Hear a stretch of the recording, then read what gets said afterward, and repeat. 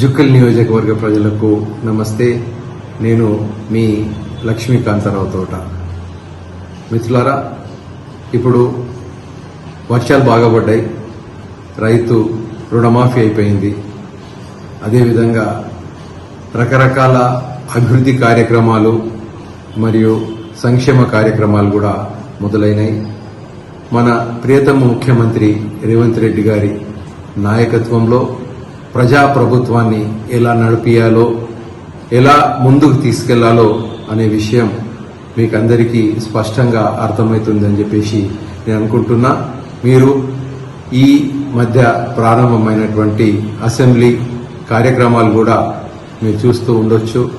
ఎంతో ఆసక్తికరంగా అద్భుతమైనటువంటి బడ్జెట్ మన ప్రభుత్వం 2,91,000 కోట్ల బడ్జెట్, చరిత్రలో కని విని ఎరగనటువంటి బడ్జెట్ ప్రతిపాదించడం జరిగింది.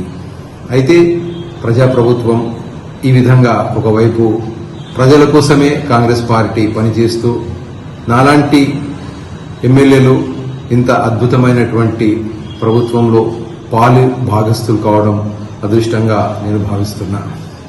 అయితే ఈ మధ్య కొంతకాలంగా నాకు నా ప్రాణ సమానులైనటువంటి కాంగ్రెస్ పార్టీ కార్యకర్తలు మరియు ప్రజలు కొన్ని ఆశ్చర్యపరిచే దుఃఖకరమైనటువంటి విషయాలు చెప్తా ఉన్నారు, ఫిర్యాదులు చేస్తూ ఉన్నారు.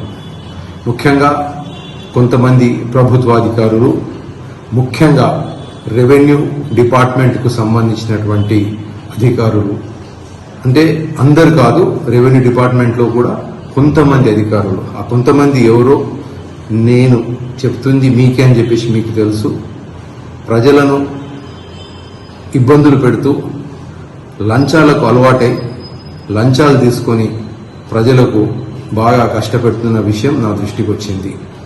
అది నేను ఎన్నటికీ కూడా ఉపేక్షించే ప్రసక్తే లేదు. ప్రజలకు సేవ చేయడానికి మీరు జీతాలు తీసుకుంటున్నారు. జీతాలు ఒకవేళ మీకు సరిపోకపోతే ఉద్యోగాలు వదిలేసి మీకు సరిపోయినటువంటి జీతం వచ్చేటటువంటి ప్రదేశానికి వెళ్ళండి, లేకపోతే జుక్కల్ నియోజకవర్గం వదిలేసి వేరే చోటుకి వెళ్ళండి.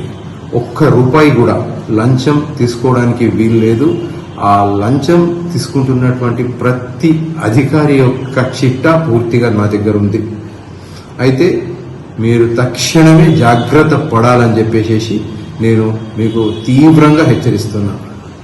మరి నా నియోజకవర్గ ప్రజలకు నేను విన్నవించుకుంటున్నా ఏంటంటే, ప్రభుత్వ అధికారులు ఏ పని అయినా వాళ్ళు స్వచ్ఛందంగా చేయవలసినటువంటి బాధ్యత వాళ్ళ మీద ఉంది. కాబట్టి మీరు ₹1 కూడా లంచం ఇవ్వవలసిన అవసరం లేదు.